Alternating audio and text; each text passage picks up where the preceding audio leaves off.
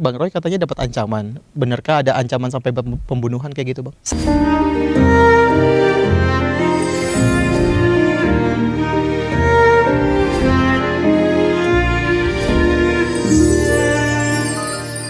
Dia mau interupsi, dia maju. Kemudian dia mau menjadi termohon intervensi. Diketawain sama hakimnya, benar-benar diketawain.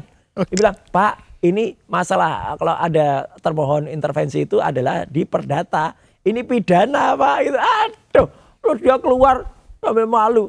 Memang tidak dimohonkan. Orang bukan bagian dari termohon, bukan juga termohon, turut termohon kok tiba-tiba maju ke depan. Tadi saya tunggu lagi. Siapa tahu datang lagi. Gitu. Enggak, ternyata dia udah malu. Nggak mau datang, padahal orangnya tadinya katanya mau somasi saya. Malu sendiri. Akhirnya kemarin dia di podcast bilang, saya nggak somasi lah. Gitu. Karena buat apa gitu. Alah buat apa. Malu. Karena sama dengan yang ini. Siapa yang tuh? Katanya mau mengajukan itu, yang ya lah.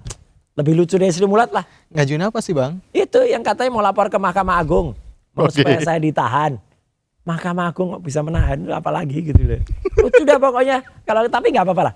Ini hiburan bagi rakyat Indonesia, jadi lebih lucu dari Sri Mulat. Dan memang dia mirip-mirip pemain Sri Mulat kan, gitu. Itu kata Bang Roy ya? Kata saya. Saya akrab dengan dia, jadi nggak apa-apa, santai aja ya, gitu.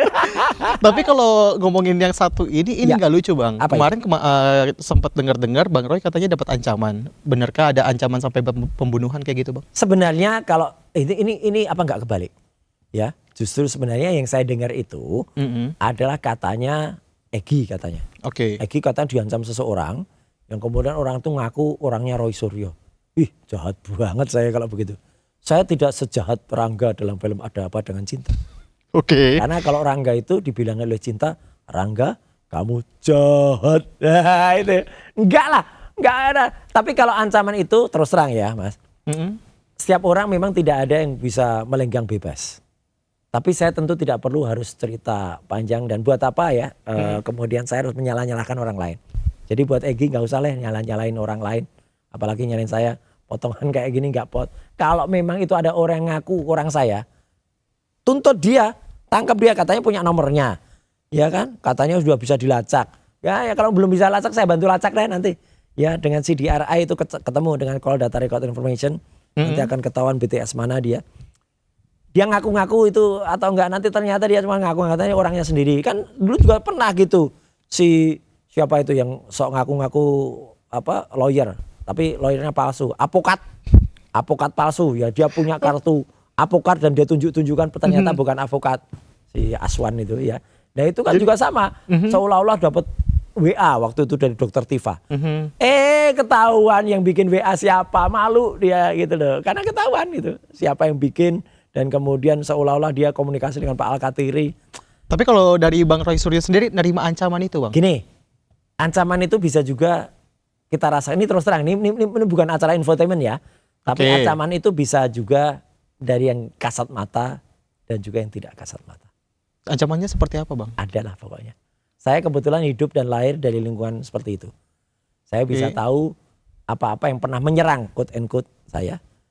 Dan itu pernah tertangkap CCTV di rumah ya, udah semacam apalah.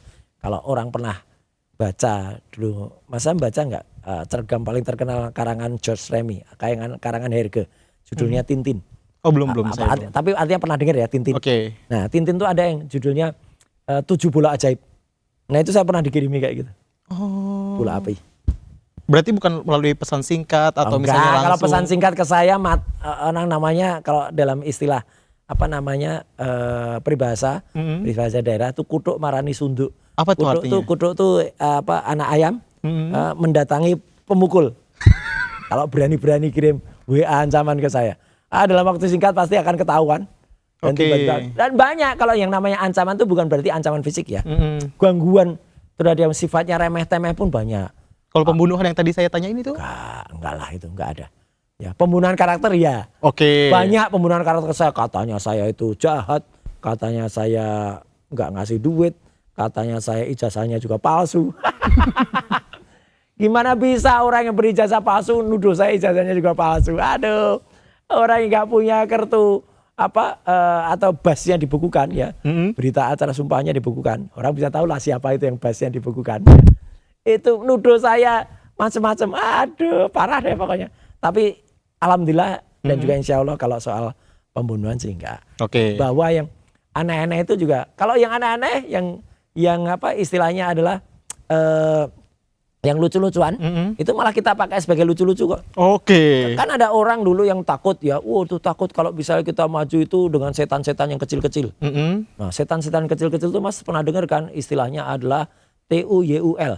Itu dulu ada filmnya itu di grup ini sejaban dulu. Tuyul dan Mbak Yul. Oke. Ya, nah ini Tuyul itu juga ada kayak gini nih ya. Ada ini. Apa tuh tulisannya? Ini tulisannya adalah tiga tuyul beda nasib ketika SP3. Ini dulu ketika Tiga tuyulnya tuh siapa? Ya siapa lah, pokoknya baca kisah saya ya. Dulu ada yang 2 sudah dapat ya. Kemudian satu lagi nyusul, tapi yang satu nyusul ini harus bikin buku lah, harus nipu lah, harus apalah, harus pokoknya sampai namanya terhina sehina-hinakan. Nah ini dia ngumpet sendiri di belakang nih. Tuyul bergerak dokter palsu. Bang Maka Roy. kita nikmati aja. Saya nikmati aja kayak gini. Jadi kalau misalnya nih, Mas Sam, ada orang bilang, saya melakukan serangan teluh. Oke. Teluh Sunda apa? Atau teluh Tomini. Nah, gitu. Atau saya kirim. Ya kita ketawain aja. Ya, alhamdulillah saya masih percaya di atas langit ada langit, dan di atas langit yang tertinggi itu ada Tuhan yang Maha Kuasa, ada Allah Subhanahu wa taala. Oke, terakhir Bang Roy. Kalau ngomongin soal dapat ancaman, mau itu bentuknya fisik atau ancaman dalam bentuk apapun, akankah melakukan RJ? Sama sekali tidak. Dari awal ya, alhamdulillah Dr. Tifa juga menyampaikan jawaban yang sama. Dan itu saya appreciate kepada sidang pertama, saya tepuk tangan yang paling keras itu.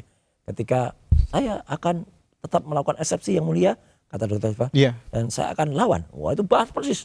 Saya akan lawan gitu. Itu kan ada yang gitu kan. Dihina-hina saya akan lawan. Disuruh juga ijazahnya, saya ngumpet. Itu kalau Dr. Tifa enggak akan lawan. Makanya tawaran RJ itu udah berkali-kali ya, dari segala sisi. Mau yang mau dikasih sesuatu, mau yang diancam, ketika di kepolisian, ketika di kejaksaan, bahkan di pengadilan kemarin Dr. Tifa juga lihat. Insya Allah saya tidak akan mau melakukan RJ kecuali yang bersangkutan justru RJ kepada seluruh rakyat Indonesia. Mohon maaflah kepada seluruh rakyat Indonesia. Itu yang bersangkutan itu siapa? Yang lapor lah. Oh, yang lapor. Yang lapor. Makanya kalau lapor itu jangan bentar-bentar lapor, ya. Kok lapor kok cuma sebentar. Gitu. Jadi jangan bentar-bentar lapor. Bang Roy Suryo, terima kasih sama-sama, sudah hadir di Deep Talk. Ya, itu tadi perbincangan kita Sobat Ayus dari Deep Talk with Syam Hakung kali ini. Terima kasih udah nonton. See you di next episode.